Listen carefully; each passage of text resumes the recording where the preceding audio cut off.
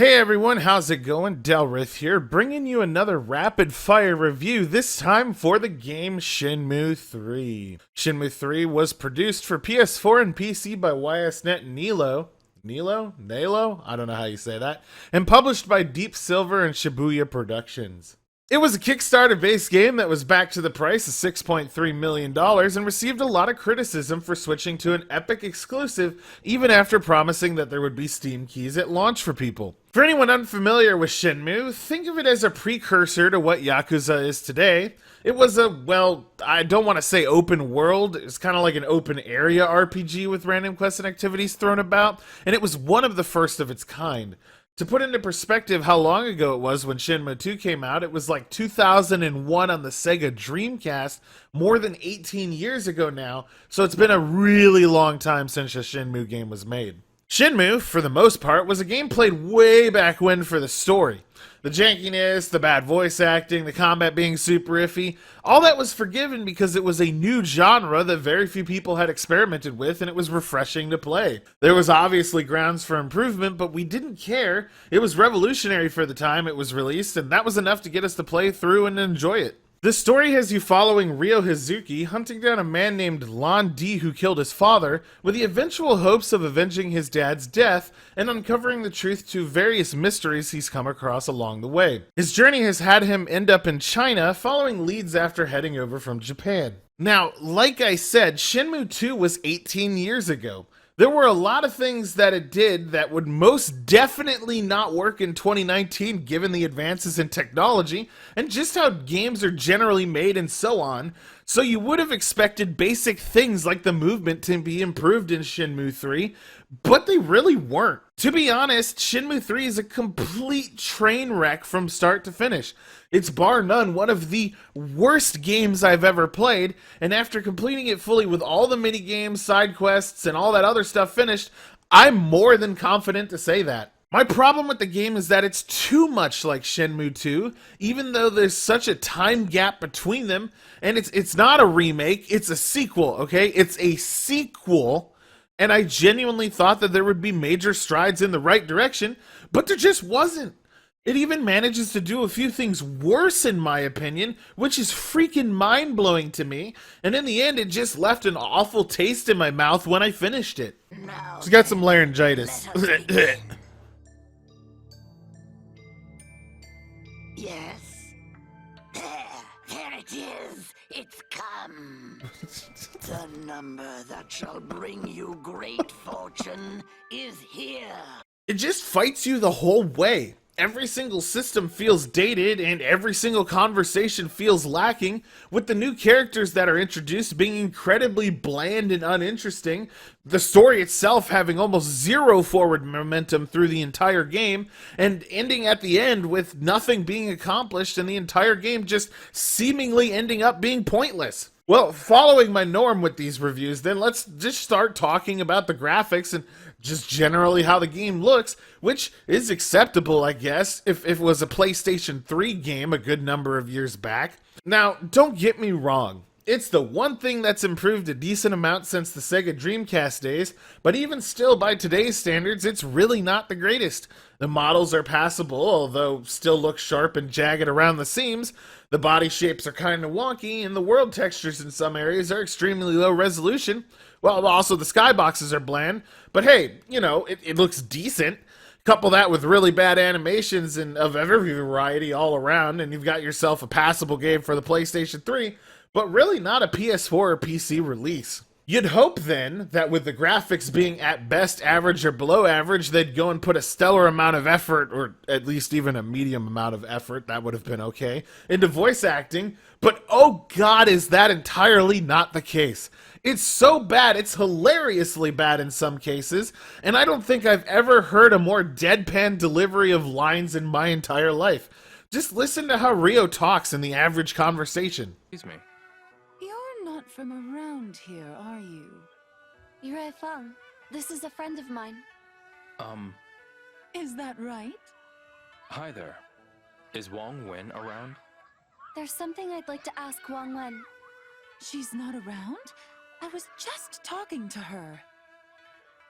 I see.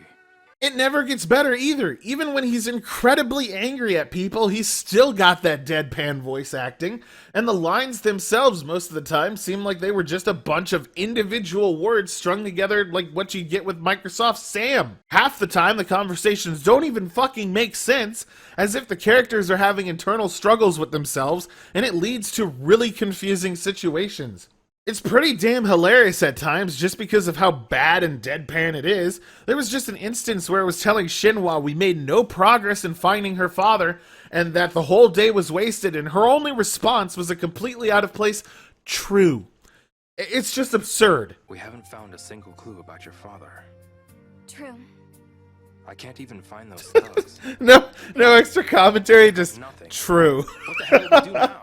I don't know if every actor that recorded voice lines for this was doing it on purpose, as it genuinely requires sincere effort to speak like this, or that they somehow just didn't care enough to put any effort into the recording, but either way, it's just awful. There's non-stop constant cuts between every few voice lines, even loading screens at times, and it seriously feels like someone inexperienced with something like Audacity was just cropping lines together with duct tape and saying, it's good enough. Maybe it's just the English translation that's this bad, but I was told the Japanese is no better, and I truly can't think of another game that sounded like this, and it's pretty damn impressive what they ended up with. Also, Ryo has this silly habit of saying, I see, after every single response, and I couldn't help but draw parallels to the dreaded hell yeah dudes when I was playing through it. I see. I see. I see. I see. I see. I see. I see. I see. I see. I see. I see. It's just awful. I know. People are going to argue, but it's like the original Shenmue. But this is a sequel. Again, I have to reiterate, this is a sequel, not a remake. So they should have definitely put effort in to improve the dialogue, not actually make it worse than the previous games. At least we had Joy in Shenmue 2. She was alright. This doesn't ever get better either, and I think there's maybe one or two characters with voice acting that actually sounded like they gave a damn, but past that, it's all pretty bland, boring to listen to, and something you genuinely want to skip if the actual skip dialogue button even worked. You gotta listen to everything at least once, even the stuff you've already listened to every time you reset the day. Speaking of days, they continue the trend of the previous games of making you wait long periods of times for quests to complete, including needing to sleep and start another day, but at least they added the ability to jump and time skip during some of the waits, so props to them on that. In the previous Shenmue, you had to actually run down the clock and it wouldn't let you sleep until a certain time, creating periods where it was just padded out by restrictions, not actual gameplay. I'm looking for Mr. Schur. Mr. Schur? I haven't seen him today, come to think of it. Okay. Thanks. Come by again tomorrow. Got it. Thanks for the tip. Thank God they changed it in this, or I might have just had a stroke. The story overall is nothing impressive, with the main characters in the plot at the end arguably being in the exact same place that it was at the beginning of the game. You spend the entire time training, learning super ancient powerful moves, and chasing around gang members trying to find Lan Di, only to have it all mean nothing at the end. There's almost zero forward momentum on the Shenmue plot as a whole, and they even go so far as to sequel bait 4 at the end of 3 saying, "See you there!" And you feel super unaccomplished and underwhelmed at the ending. I was genuinely impressed at how awful the resolution of Shenmue 3 was, and I know it's supposed to be over several more games that they keep going with the plot, but from a fan standpoint, it's just a total kick in the balls. Having seen the game get funded and then been excited for the next iteration of the story to see it go absolutely nowhere just sucked, and man, fuck that sequel bait shit immediately after finishing a single Kickstarter. I mean, shame on them for doing that. General gameplay consists of mostly going from point A to point B without guidance, following a simple quest objective that will appear in your journal.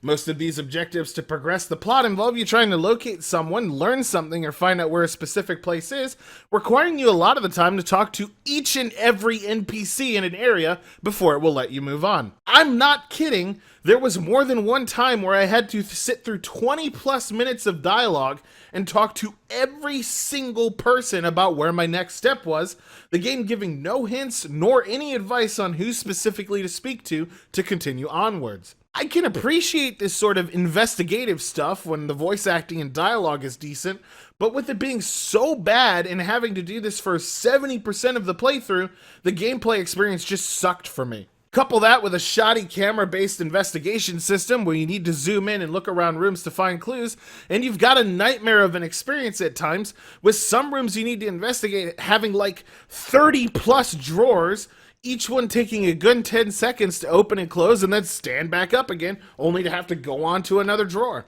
There was at one point in a place in the story where I needed to find 6 talismans, and they were hidden in a room with like 50 drawers, and it actually took around like 30 minutes for me to go through all of them. Why is this a game? Why? What? I've gone through everything else. What? There's nothing left.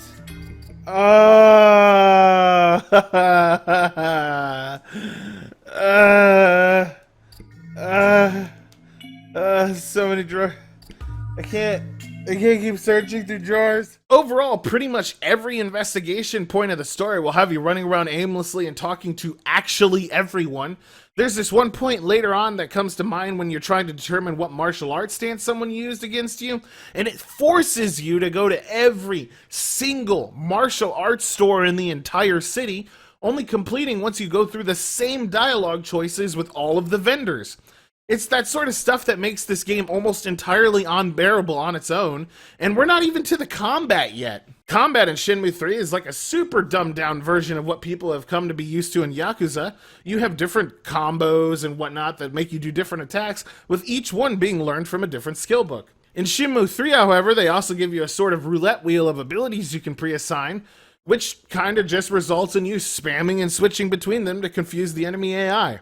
It's not very intuitive in the slightest, with the flicking the movement stick causing you to dodge and the left trigger always being held down to have you blocking, with most of the combat boiling down to rock, paper, scissors and knowing which attacks are actually viable.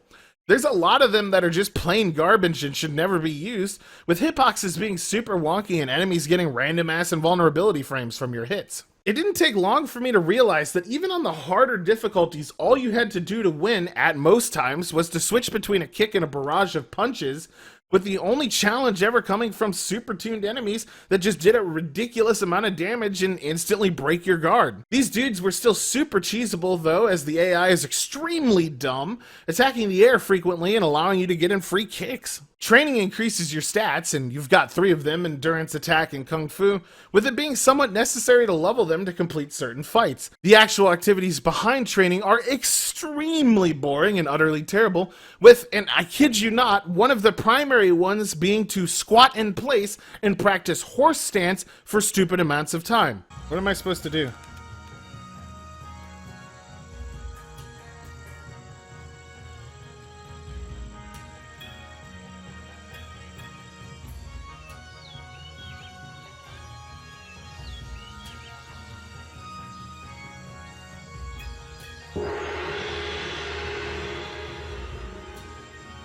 I get it.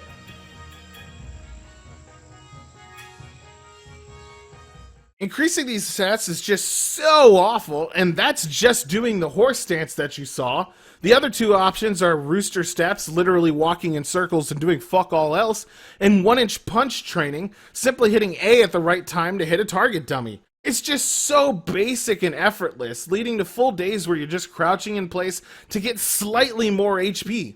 If you wanted to max out, you'd need to do it for actual hours. I think I did it for a total of 2 hours and only ended up with like 80% of my max HP bar. Leveling the attack stat is just as brain dead, requiring you to spar. That's right, spar, not fight. That's a completely different thing you don't get rewards for with enemies, leveling up specific attacks from the maximum level of 1 to 10.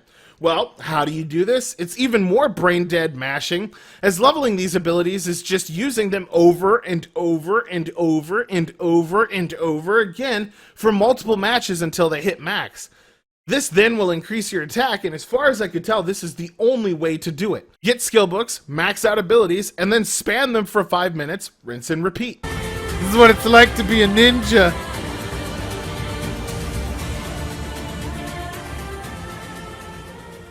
In fact, those are the only two things that you get rewarded for, as you gain no progress in endurance or attack for actually fighting and winning, with the entire ladder system of dojos that's in place for, and all the other fights in the game serving absolutely no purpose.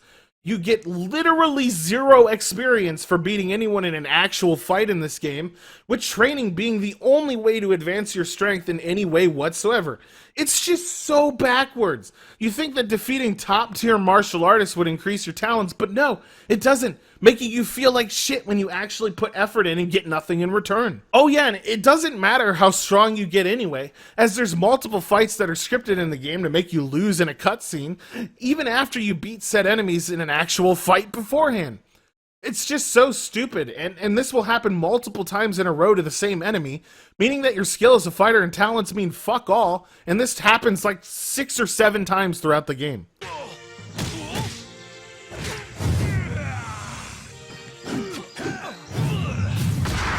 No! Cutscene defeat.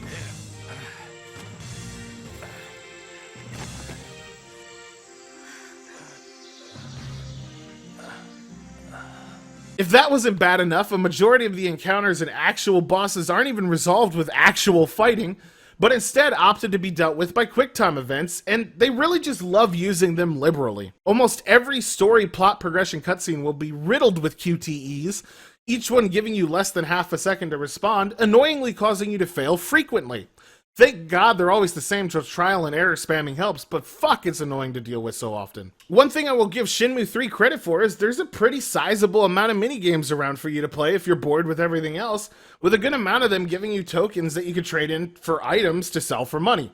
Lots of things like turtle racing, frog racing, sun, moon, something or another, with a marble, some dice games. They all exist and offer the same benefits, so there's definitely something for everyone. Eventually, I earned my millions by turtle racing and button mashing in the first village, negating the need of money, making the game slightly more tolerable in the long run.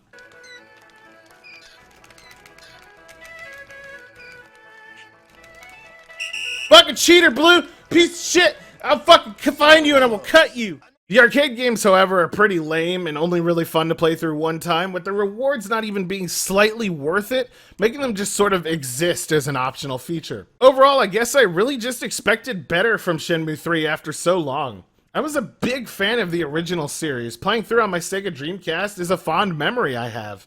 It was on the same fondness of games like Time Crisis, and seeing where it's gone, it's just super disappointing. I mean, I get it. People are happy there's another game, even if it's really janky, unimproved, and just generally unfun, but to me, that's just not acceptable.